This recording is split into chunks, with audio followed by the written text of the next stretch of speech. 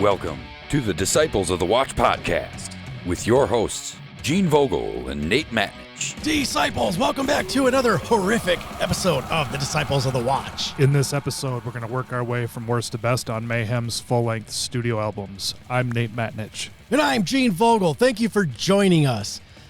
Nate, this is one of your dream list items that we've been talking about for a while. We've been kicking a few different ideas for these worst to bests, and this one just hit the right spot and came right towards Halloween for us. So you seem excited for this one. Yeah, it's a perfect one for Halloween, I guess. But Mayhem's one of my favorite bands for sure. Over time, they've grown to be one of my top metal bands for sure. I didn't know if I'd be able to get you to do any kind of black metal worst to best ranking. This one, it's not a huge catalog, so made it a little easier to do their studio albums. Well, and I'm kind of tipping my hand a little bit, but these guys also have a little bit of a different way they attack it. There's almost like, dare I say, prog elements. There's ideas that extend outside of black metal that they're infusing into their sound, and that makes it more engaging to me. Because if it's just the same stuff run over and over and over, like I hear a lot of black metal bands do, it's probably more for the fans of the genre, but for somebody like me that's not really into black metal at all, it gets my attention more when I hear stuff like that. I'm like, oh, these guys are like trying to open the boundaries of what black metal is, and they're trying to expand their horizons. I mean, I don't want them selling out.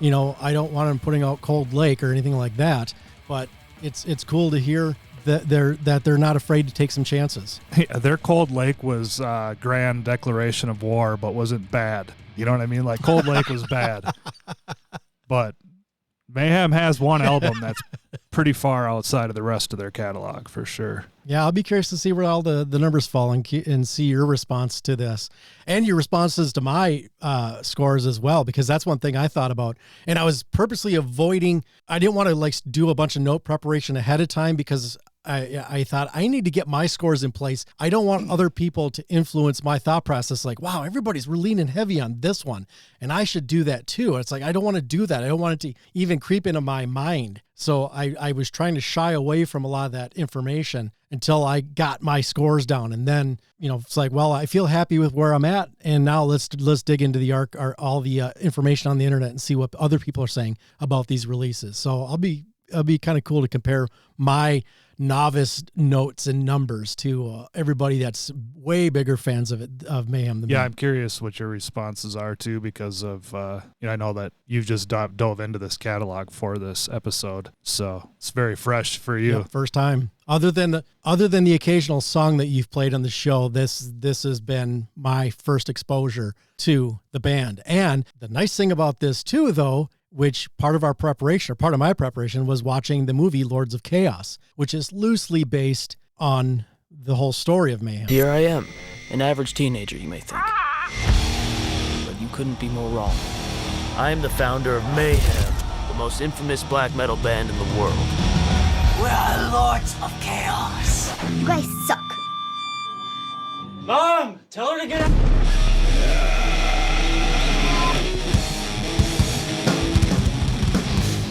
Life was easy back then. It was all about having fun, drinking beer, playing hard and loud music.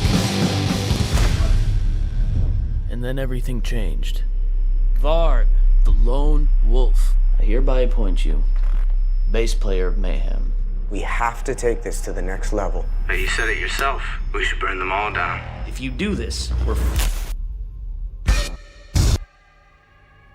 He did it. Terror has swept across Norway. The police have described the murder as extremely violent. Either you do it for the cause and you take action, or you do it because you want attention. You can't have it both ways.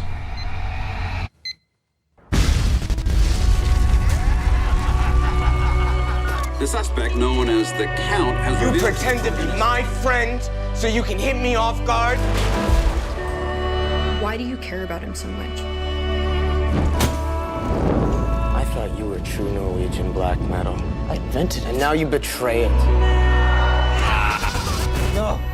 You had this dream, this vision. You were in control. You were a leader. You could still be all of those things if you wanted to. Everyone around you are disgusting little insects. Let's go!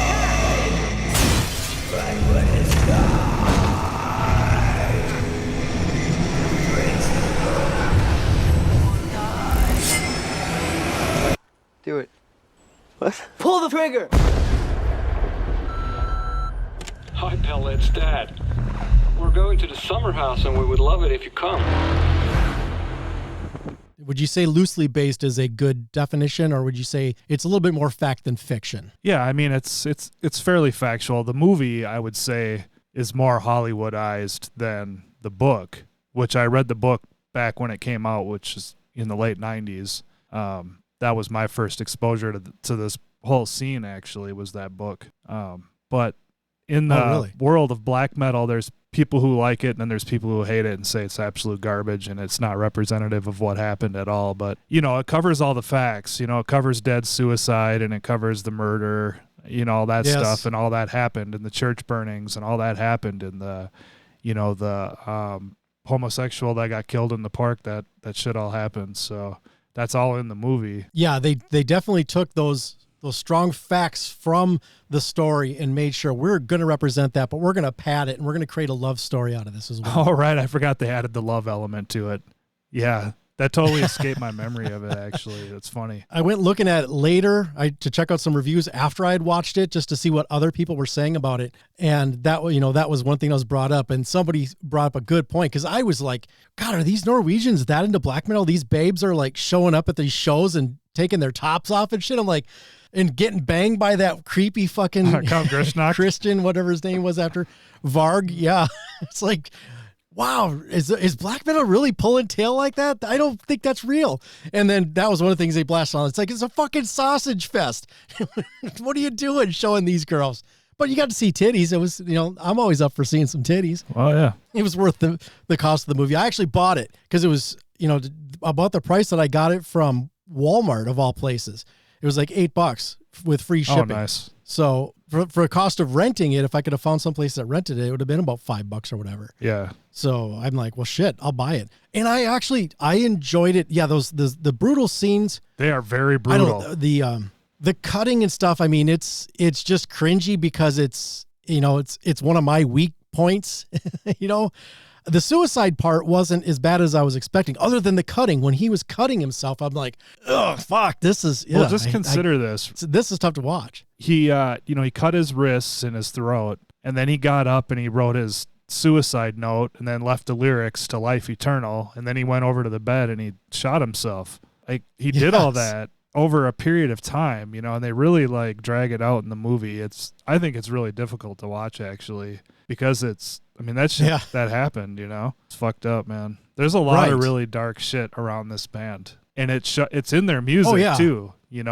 The black magic is in the music for real. Now, one thing I'm going to defer to your more knowledgeable point of view on this. Was Euronymous that nice of a guy as he seems from in the film? It almost seemed like this was written by his family. Well, I don't know the guy, obviously. I never met him or anything.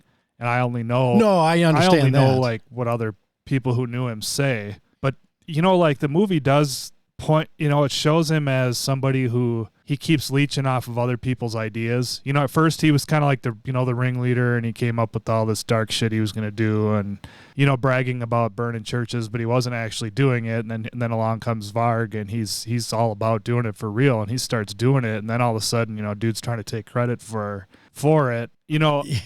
I told him to. It sounds like there were people in the scene that fucking could not stand that guy. There's probably some truth to that, to how they portrayed him in the movie, I would say. But, what do I know for sure? Yeah, they seem to make him a little bit more likable than I was expecting.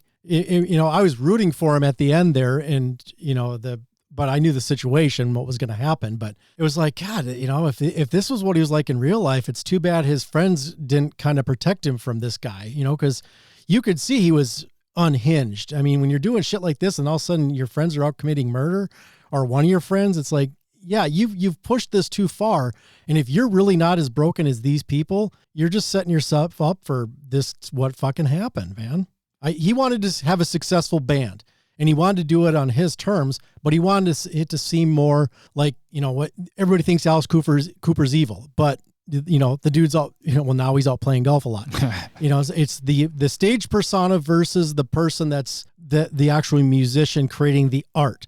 And the people that became part of his group were more into the anarchy and the chaos and the harm that they wanted to cause than they were about his goals of, I want to put some kick-ass music out, and I want people to think we're the most dangerous band in the world, the most evil thing, and that we are for church burnings and murders and all this stuff. Yeah, I think it reminds me, so I read this book called I think it's called Mindhunter. They did a series of it like on Netflix as well, but it's the guy that developed profiling for serial killers for the FBI. Yep. Super interesting. But he talks about Charles Manson in his book, and his perspective is that Charles Manson was like, he talked all this shit, and then all of a sudden his followers started doing all of this stuff that he himself really, in actuality, wasn't capable of, but suddenly his followers were doing this stuff, and he had to like ride along with it because that was what his whole image was based on, and then now they're doing it. You know what I mean? And that's what I thought of. Well, that, and you run the risk of them turning on you if you're not the leader that they thought you were. Right. And look at what happened here with Euronymous. Yeah. So that's how they portray him in this movie, and that's what I think of. He was trying to make the image, like you said, but it's a dangerous image, and people took it to heart. But it wasn't just the guys around Mayhem. It was that whole scene. A number of those guys were involved in some pretty wild shit. Yeah, but that's part of it. Is are they trying to keep up? Are they seeing what they think the Black Circle's doing, and they want to do the same thing, and they want to be notable and historic, in that kind of fashion. Well, before Euronymous was killed, he put out a masterpiece of an album. Yeah, he left a legacy, defined a whole sound, and nobody's really imitated Mayhem that I'm aware of. Elements like the tone and stuff like that for the guitar and some of those riffs, blast beats and that type of stuff. But to me, they're one of the most unique sounding black metal bands that sounds good, because there's other really unique sounding black metal bands with really poor production or whatever it is. So it makes it harder to listen to. But overall, Mayhem albums just sound really awesome. They're not just super fast. They just have a lot of progressive elements, like you said. It's like got some prog stuff going on in there, but and black metal prog vocally too, man. I mean, I was just listening to De Mysterious Dome Satanis just before we started recording, and I'm listening to Attila's vocals, and I'm like, all the death metal that I've loved, and as dark as it sounds, none of it just has this really wicked fucking demonic type vocal that's coming out of Attila. And definitely the albums that he's sang on, they all have that. I just think he's just got the wickedest sounding vocals, and he's such a perfect fit for the band. How do you feel about those live albums that are out there? I know they got that one with Dead on vocals. I've got a couple of those. They're okay. Before De Mysterious, they had Death Crush, which was an EP, and it was, really much harsher sounding black metal, which a lot of the other bands just went on to kind of copy and never like broke out of that. And same with the early Dark Throne, when they transitioned to black metal, like people just copied that and never kind of really grew beyond that sound, where Mayhem did that early on, but then they started preparing for De Mysterious, and then they changed, I think, quite a bit. But to answer your question, they're cool to listen to. It's pretty rough stuff. Gotcha. Dead was a cool vocalist for the band, though, too. Yeah, I'm glad we didn't dig into that hole, because I thought, I'm not sure how the quality is, if that's going to grate on me. But I noticed, that was one of the problems we were finding. Well, I shouldn't say a problem, because, the lists that are out there, most of them I think were pretty much covered the studio albums, but then they were peppering in the live albums, or they'd be selective on the live albums that they'd use. So we just stripped those live albums out of the rankings and cleaned it up to just be the 6 studio albums. Yeah, they're worth having just to hear like Dead sing, like Freezing Moon and stuff like that. Those are cool. I have a couple of them on vinyl. Nice. All right, so we've kind of covered a little bit of their history, but we got a lot more information that we can share with everybody if they really want to dig into this with us. Yeah, so they were founded in 1984. I'm actually wearing my 40th anniversary Mayhem sweatshirt right now. Oh, nice. It was founded by guitarist Oystein Arseth, initially known as Destructor, later as Euronymous, bassist Jorn Stuberud, also known as Necro Butcher, and drummer Kjetil Mannheim. The band took their name from Venom's song Mayhem with Mercy. The band members were primarily influenced by groups such as Venom, Motorhead, Black Sabbath, Slayer, Bathory, and Celtic Frost, as well as Parabellum. The lineup began performing cover songs by Sabbath, Venom, and Motorhead before recording the demo Pure Fucking Armageddon. Mayhem recorded their first EP, Death Crush, in 1987, which we covered that, Nate. And that was released Euronymous' newly formed label, Poser Corpse Music.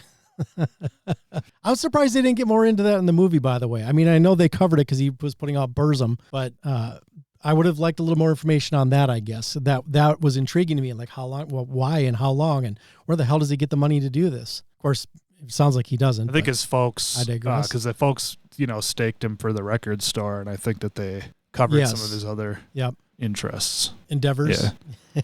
The initial release of Death Crush, limited to 1,000 copies, quickly sold out. It was later reissued in 1993 by the newly renamed Deathlike Silence Productions in collaboration with Euronymous' Oslo specialist record shop Helvet, which is Norwegian for hell. Am I saying that right? Helvet? I think so. We'll go with that. Mannheim and Christensen departed from the band in 1988. After 2 brief replacements, the role of vocalist and drummer in Mayhem were filled by Swedish vocalist Pelle Yngve Olin, also known as Dead, and local drummer Jan Axel Blomberg, also known as Hellhammer. With Dead, the band's concerts gained notoriety for their extreme theatricality and atmosphere. From the outset of his career, Dead was known for wearing corpse paint, involving the application of black and white makeup to achieve a ghastly appearance. According to Necro Butcher, it wasn't anything to do with the way Kiss and Alice Cooper used makeup. Dead actually wanted to look like a corpse. He didn't do it to look cool.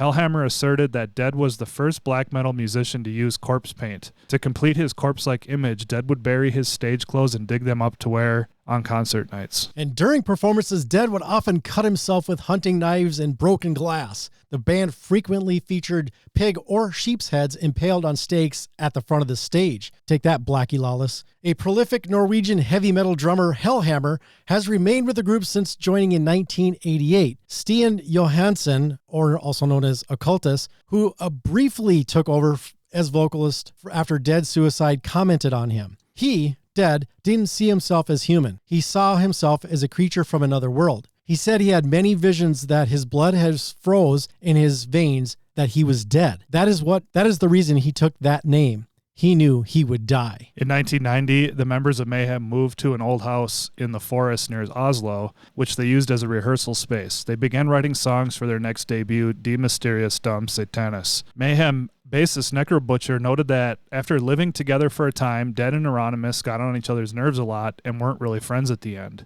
Hellhammer recalled an incident where Dead once went outside to sleep in the woods because Euronymous was playing synthesizer music that Dead detested. Euronymous then followed him outside, shooting in the air with the shotgun. Varg Vikernes alleged that Dead once stabbed Euronymous with a knife. On April 8th, 1991, Dead committed suicide in the house rented by the band. He was found by Euronymous, who discovered him with slit wrists and a shotgun wound to the head. Dead's suicide note began with, "Excuse all the blood," and it included an explanation. Nobody will ever understand this, but as a sort of explanation, I am not human. This is only a dream, and soon I will awake. The note concluded with the phrase, "I didn't come up with this now, but 17 years ago." Attached to the note were the lyrics to the song Life Eternal. Upon discovering Dead's body, Euronymous went to a nearby store, purchased a disposable camera, and photographed the corpse after rearranging certain items. Dead's suicide and Euronymous' actions following it profoundly affected Necro Butcher, prompting him to leave Mayhem, which reduced the band to 2 members. The group rehearsed briefly thereafter with Occultist,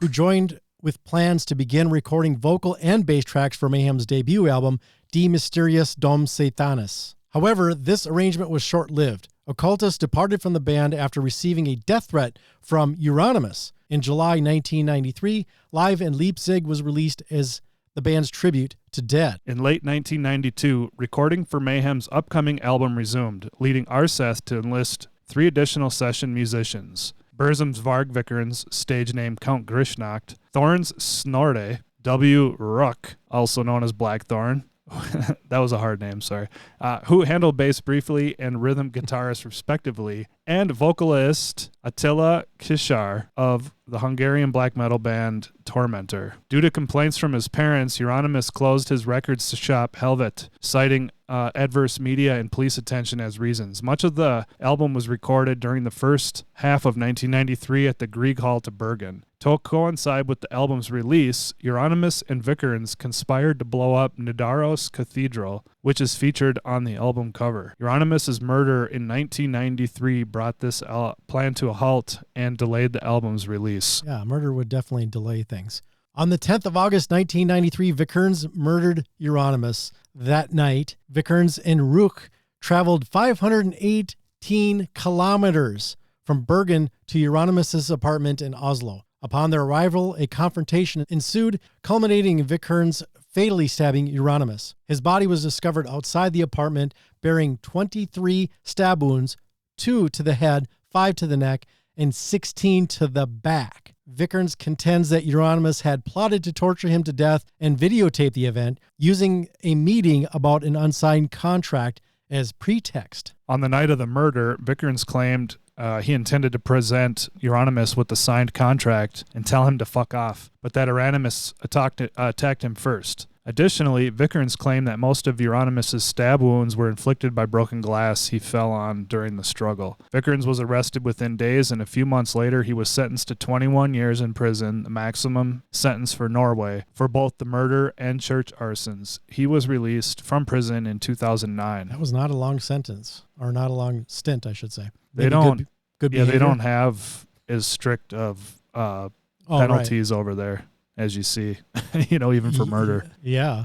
Blackthorne, who waited for Vikernes downstairs and played no role in Aersith's murder, who was charged with complicity and sentenced to 8 years in prison. Jesus, I wonder how much of the 8 years he served. With only Attila and Hellhammer remaining, Mayhem effectively ceased to exist. In May 1994, De Mysteriis Dom Satanis was released and dedicated to Euronymous. Its release has been postponed due to objections raised by Euronymous' parents, who protested the inclusion of bass guitar parts performed by Vikernes. According to Vikernes, Hellhammer assured Arthur's parents that he would re-record the bass tracks himself. However, being unable to play bass guitar, Hellhammer left the bass tracks unchanged, resulting in the album featuring Vikernes as bassist. And if it's fucked up, I guess I'm glad that it's all the original, because it just adds to the to the whole fucking darkness of the thing, honestly. Yeah, of course, the band went on after this happened, because they're still touring to this day. That's kind of the history, man. Like where this band is like birthed from, some pretty dark shit. Looks like we got 19 different members throughout the history of the band, starting in 1984. Some of them very short-lived, like Nils Svensson wasn't there for very long, but then you had people leaving and returning and all that kind of good stuff. But yeah, Necrobutcher and Hellhammer are like the only more consistent members of the band, even though they both had a stint outside the band, but I guess that was during the years when there wasn't a band after this release up until they got together in just before 1996, it looks like. Yeah, Hellhammer is one of my favorite metal drummers, right behind Dave Lombardo. He's just fucking amazing. I liked the character in the film too. Yeah. He reminded me more like of a thrash drummer or some sort of rock drummer, just his attitude or the way he looked. Yeah, he kind of had a rock star persona going on. He's a fucking beast on the drums, man. Nice. Well, we found a list that we're going to be using for our primary list to discuss and read from, and that was from Amino Apps.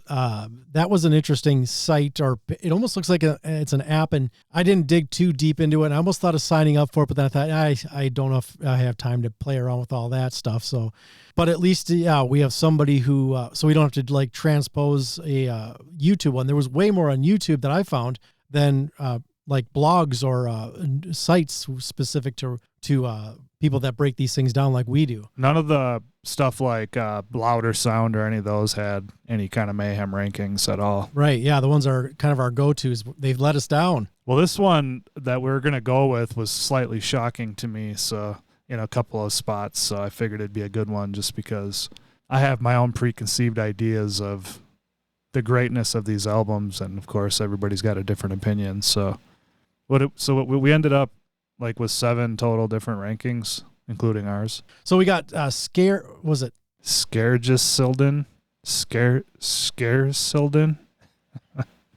Yeah, we got that as our master list from Amino. It's Amino Apps, and it's like their metal, one of their metal. There's like almost 20 or 200,000 members on the on this Amino group for metalheads. So the other ones that I got was one called Fubar with a 4 where the A would be. So that's Fubar. Quest for Metal. That's the one. We've used Quest for Metal before. Okay. Because that actually, I think that was maybe even on that Testament one that we did. I forget. But yeah, that one was in my notes already as far as a contributor or a list that we've used. Another one is the Dark Melody. Album of the Year. I think that is. Just Some Guy is the author on that one. Music of Destruction, a YouTube link, our YouTube one, and Thrash Maniac 99 is another YouTube one. So we got a few that are not YouTube, and then and then 3 sites, and then of course our rankings. All right, so coming in at number 6, we have Esoteric Warfare, and he writes, "I don't think it's a surprise that I believe this album to be complete and utter shit, and that's harsh for me to say because I normally can find something good to say about an album, but I'm not one for completely bashing something. But this album is a complete mess. They tried to be smart and progressive with this release, but really it's dull and all the songs are pretty much the same. I instantly hated this album after the first listen because of how boring it is, but also because the drums overpower everything and they make the guitars sound painfully quiet. The guitars themselves pretty much have the same formula for every song, so I guess it is, in fact, a good thing that the drums distract from them. I feel kind of bad for this being Taylor's first effort with the band because this is an awful starting point, and I can't help but think that Blasphemer would have done better. I also have to say that Attila's vocals are pretty meh on this release, so do with that what you will." So, Nate, number 6 for Esoteric Warfare. I found it more appealing than that. I gave it a number 4. I gave it a number 3. I think this guy's off his fucking meds or something. Well, there are a couple 6s here. We'll get to that. On number 5 with Fubar, Quest for Metal gave it a 4. The Dark Melody gave it a number 5.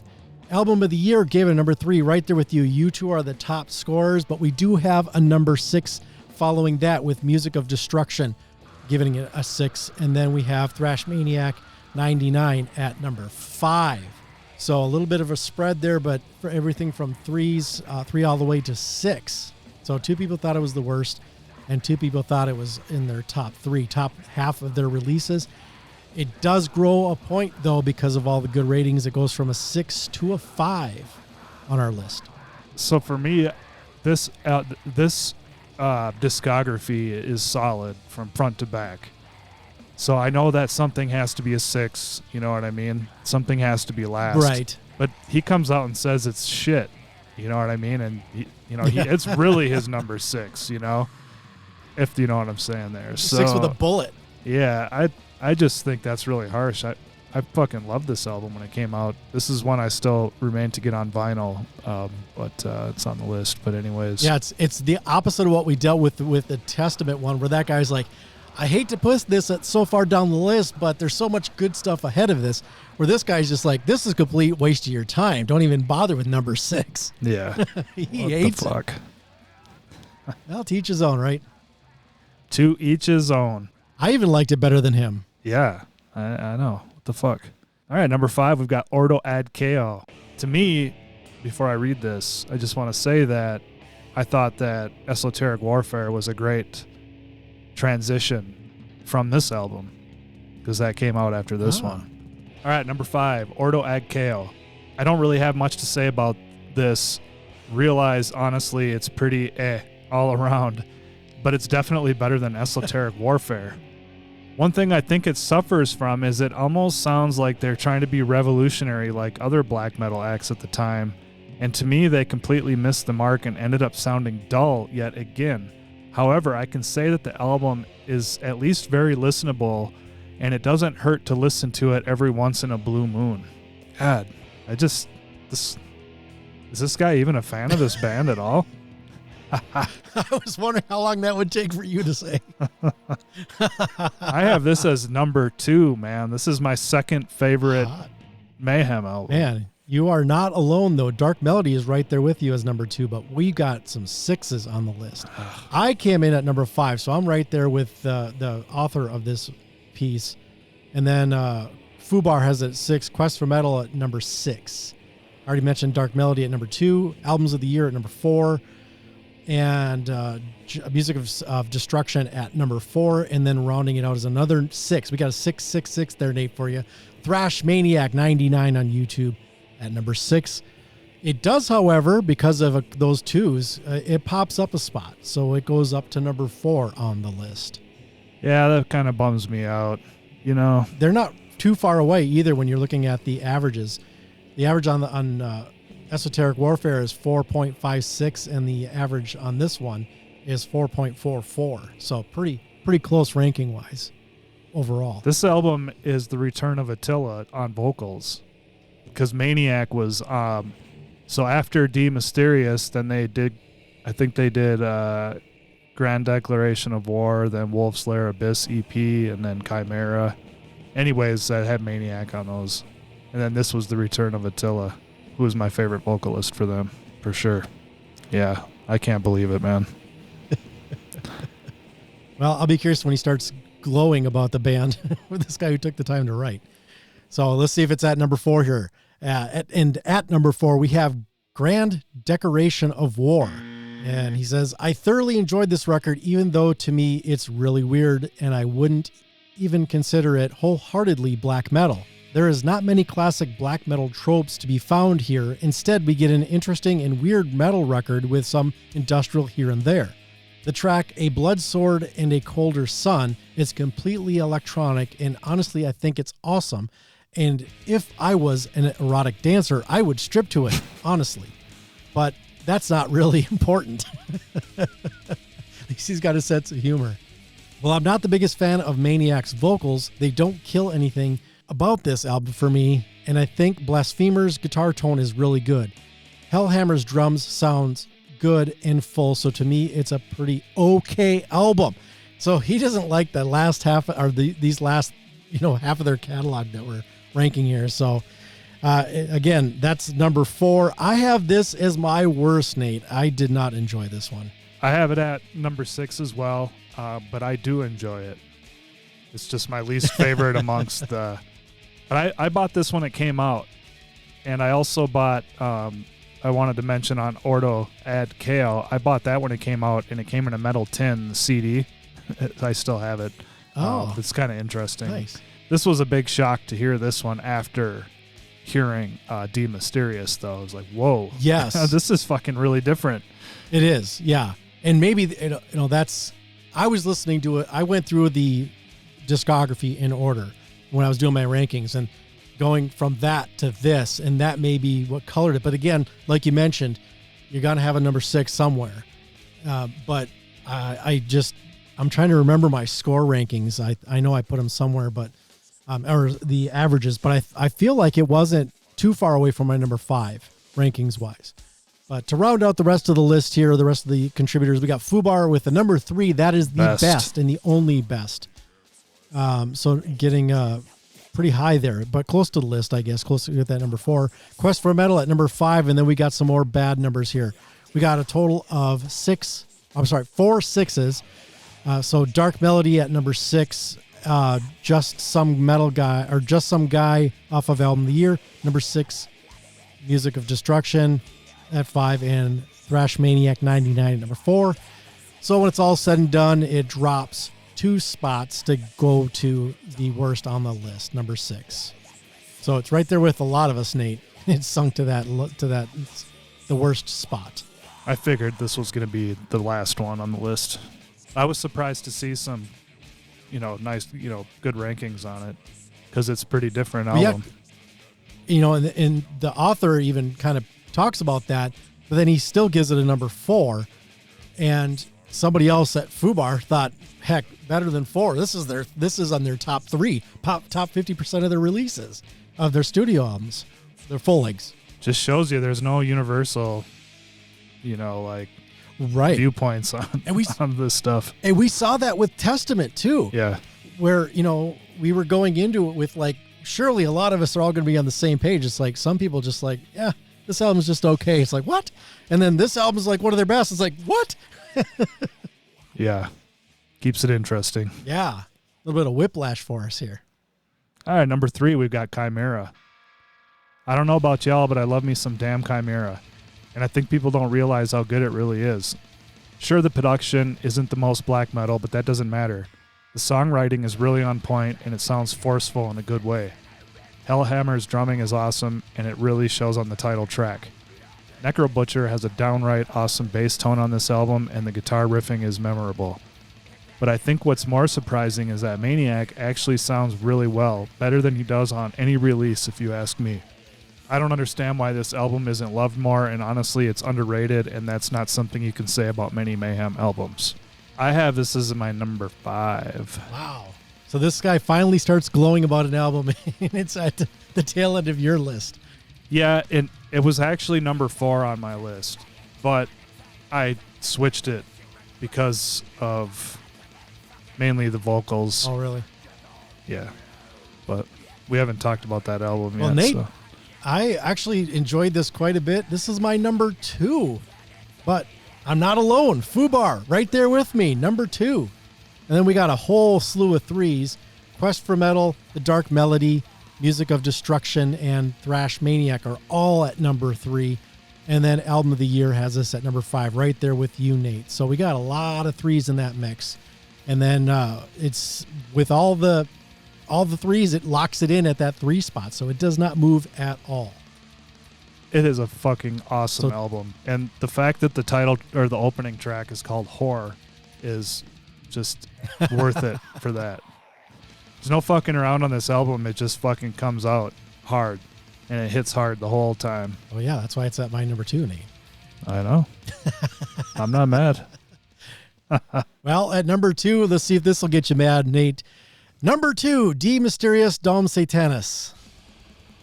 Before I start reading, how you feeling? I mean, he's, it's fitting for his list. I'll just say that. I don't agree with it, of course, but here's what he had to say. Yeah, definitely not number 1 for me. Not bad by any means, but also not my favorite. I feel like this album is just a lot of people's number 1 because everything that was happening at the time of the album's whole process. And yes, I will admit it adds a cool factor to it. But to me, it doesn't make it number 1. Definitely a killer black metal album, although I'm a part of the camp that isn't too crazy about Attila's vocal approach. He had some big shoes to fill, and to me, he could never fill them all the way. I will say that they are not as horrible as some people would try to convince you. The instruments on this album sound great. Count Grishnok's bass is quiet, but I've heard that had to do with the whole killing Euronymous thing. It's still noticeable and very groovy and nice at times when it shines through. Hellhammer's drumming is blistering, and the dub guitars really give this album its spirit. Definitely a legendary release. Nate, number 2 for our author here. I had this as my top choice, my number 1. Oh yeah, number 1 for sure. Well, Nate, this is a shocker in a fashion, especially because the author chose it as his number 2. Everybody on the list other than the author has this as their number 1. That's why his whole list is suspect. I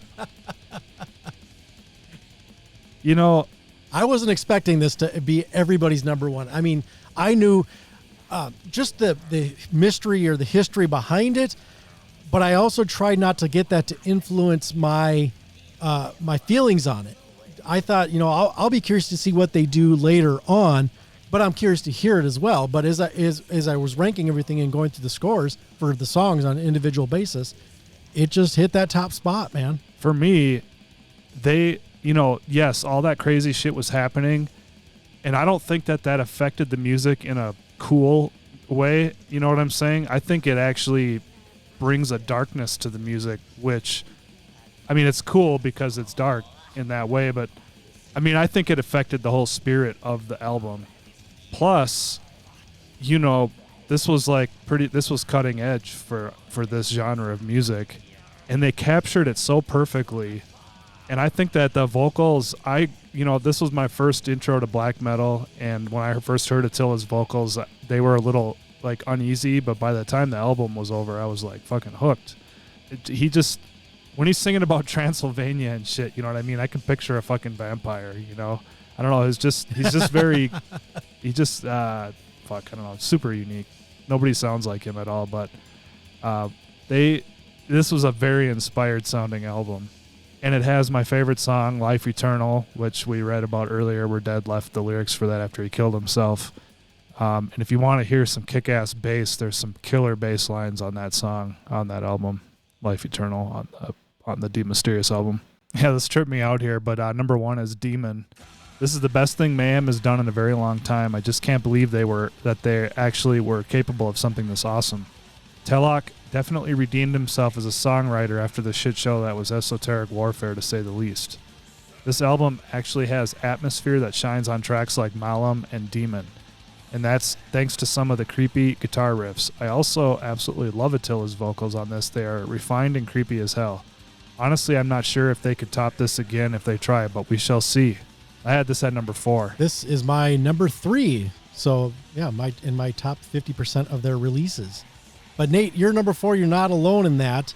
And there's also some surprises. I mean, this guy's got number 1, which is kind of a surprise. But following up with the number 4s, we got Fubar to go along with you there, Nate, as well as The Dark Melody. But we also have a collection of 2s. Quest for Metal, Album of the Year, Music of Destruction, and Thrash Maniac all had it as their number 2. So when it all is said and done, it drops a spot, is no longer in the top spot, Nate. And of course, that goes to the previous release, their first album. This was De Mysterious Dom Satanis. This is the one I had tied with not tied with Chimera, but just ranked slightly lower than Chimera, and I ended up switching it. And I kept going back to it because I kept seeing all these high rankings, and my initial reaction to it was a little more boring than some of the other albums. But then as I listened to it more and more, I started hearing more and more that was pulling me into it. So I did move it up a little bit. It's really well recorded, I guess I'll say.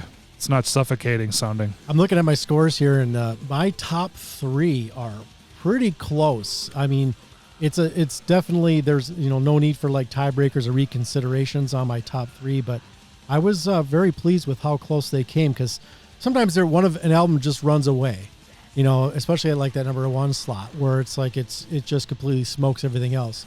But for me, my top 3 are pretty tight, and then my bottom 3 are tight but on the other end. So those last 3 in mine kind of fall away a little bit more so, starting with Esoteric Warfare. And of course, he had that as his worst at number 6. So that's very cool. I'm glad to have done this because, especially like I said, or I mentioned this pre-recording, if I'm not mistaken, that working with KFAI and using and having to play black metal. I mean, we're not, that's not gun to head, but they have a formula that they like to do. They like to keep it in the spirit of what Earl Root had created when he started the Root of All Evil. And, so there's an hour of black metal in there. And I tend to use a lot of independent artists in that spot because we do get a lot of contributions from black artists. And I love having this outlet for those bands because they tend not to make my like top 40 that I do every month. Every once in a while, though, I have to admit there'll be a band that I'll set aside. Go, boy, can they make the top 40? And then usually it's not because black metal's not a strong genre for me.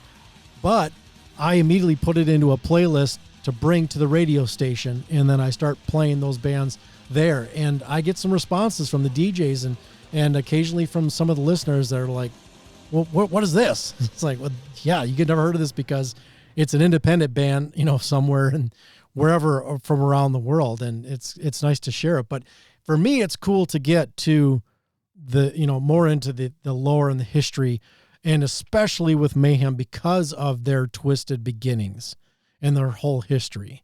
Do you recall when you first heard the band or heard of the band? Well, it was back when I read that book, Lords of Chaos, in the late 90s. Somebody was telling me about all this crazy shit around this type of genre of music that I hadn't heard yet.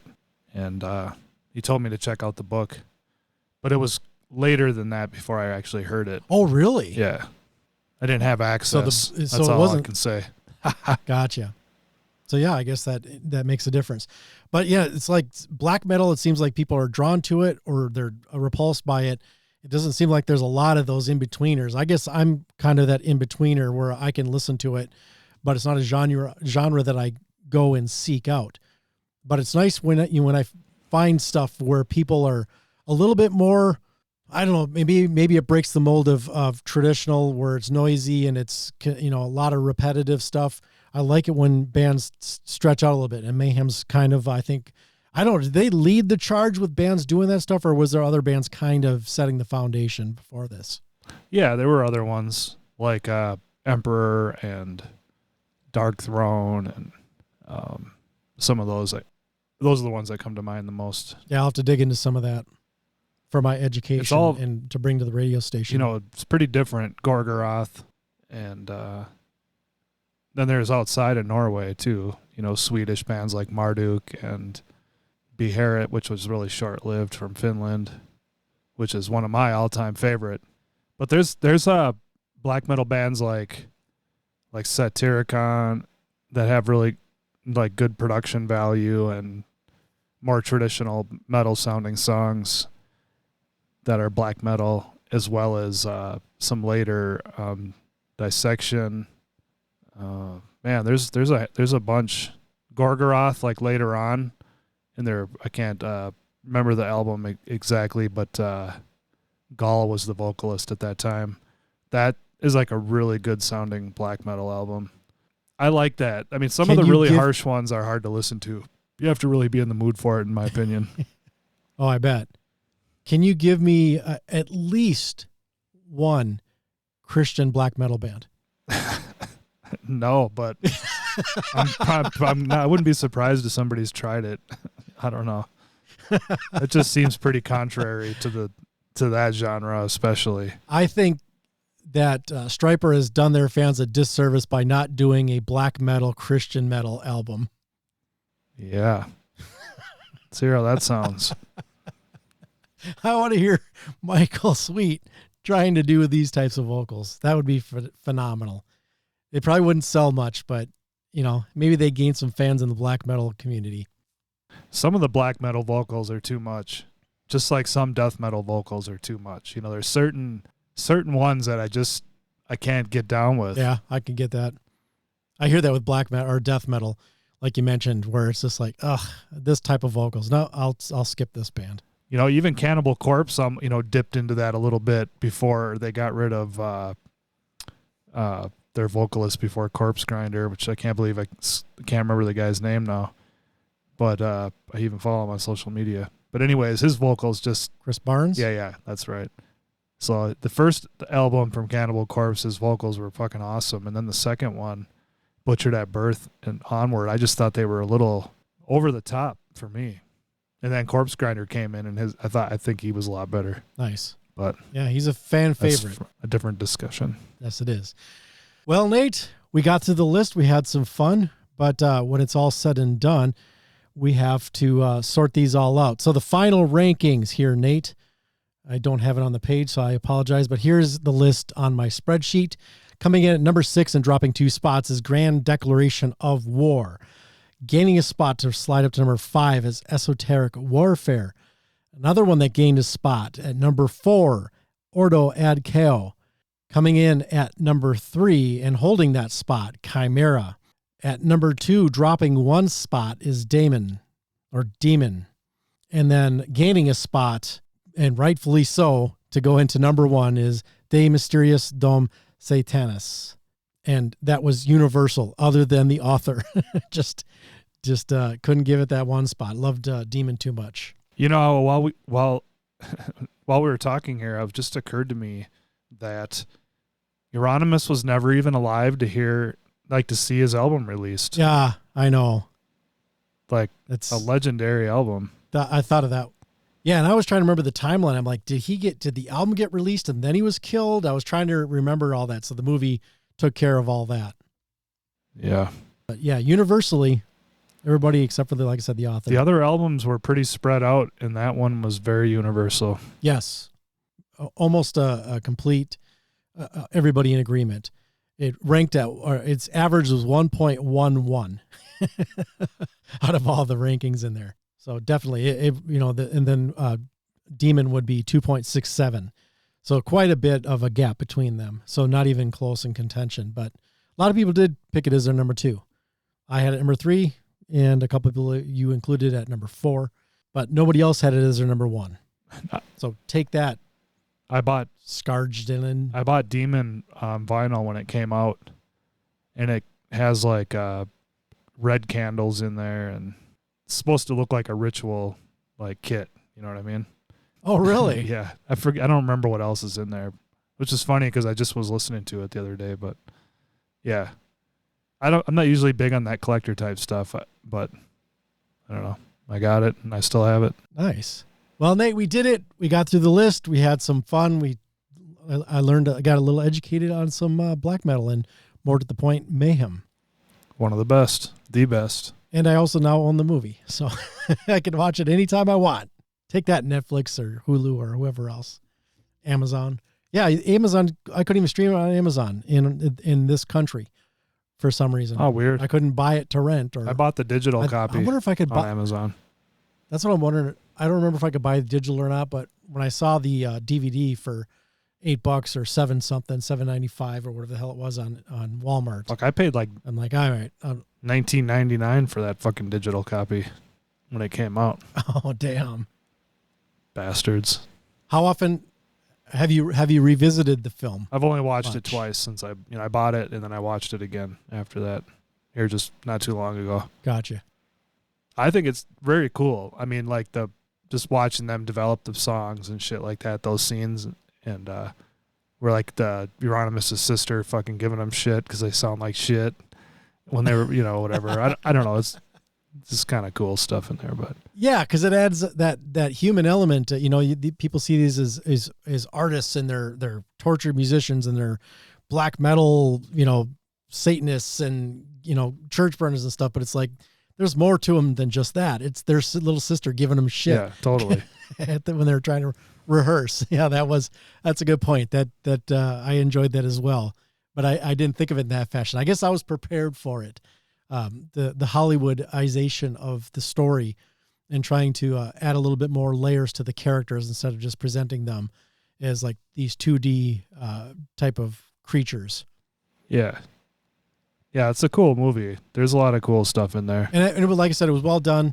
I enjoyed it throughout, and I could see myself returning to watch it again. Maybe it'll be an annual get towards Halloween and start to watch some darker type of thematic situations, or maybe in the depths of winter, spin up some. Yeah, black metal in the Lords of winter is Chaos. the best. Maybe I'll have to go drive out into the woods and bring a DVD player or put it on my computer or something.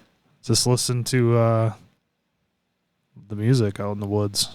Could do that too. It'll be extra grim. Yeah, especially Minnesota in the winter. No shit. Speaking of grim, we gotta wrap the show here with a song, and you've got a couple listed. I highlighted the one that I thought I would like to hear. What song do you want to select to go out with? Yeah, we'll go out with that one, and that's Freezing Moon from De Mysterious Dumb Satanis. Yeah, I was contemplating Life Eternal because that was the suicide lyrics that were left behind. But for me, I prefer Freezing Moon as a song. So, I mean, Life Eternal is my favorite. The lyrics are really, he's basically saying to find peace, you have to die. You know what I mean? It's pretty heavy fucking shit lyrically. And the music is just gloomy as fuck. And there's a killer bass line that comes through, like, throughout most of the whole song. So for all those reasons, I just love that one. But I have played it on the podcast before. Freezing Moon, funny story. Well, maybe it's not funny, but funny in my own recollection. But I had listened to it while tripping recently. I listened to the De Mysterious album. And so what I've found is, like, there's a riff in Freezing Moon that's just really fucking heavy riff. And tripping out, it just sounded like it went on for like a period of time, and it just like I felt every fucking minute of that crunchy ass riff, And I was like, this stuff is some of the best metal ever, you know? So I think that's a good one to roll out with anyways. Well, fabulous. Well, thanks everybody for tuning in. And if you weren't a fan of Mayhem, hopefully we got some stuff for you to focus on and listen to. And if you are a fan, thanks for tuning in and listening to Nate and I share our experiences, my lack of and his more so of the band, and more the love that you have there, Nate. And I know you kind of wanted to do this one because you were talking about just the bands becoming a stronger top band for you. And it's like, well, I could use the education, and sure in the hell, why not? So with that, let's go out here with Freezing Moon. Hope you enjoy it. Happy Halloween to those of you who participate. Until next time, my friends. Stay heavy.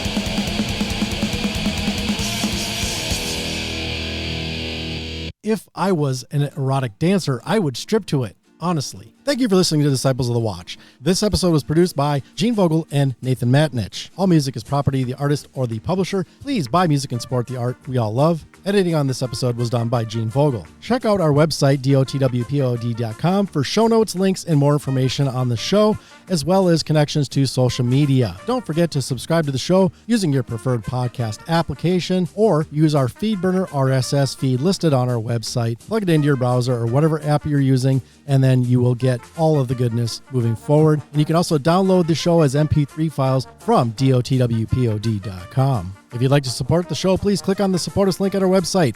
As well, we have Patreon, so you can do a monthly contribution if you so desire, or purchase some of our merch from our website. Thank you for listening, friends, and stay heavy.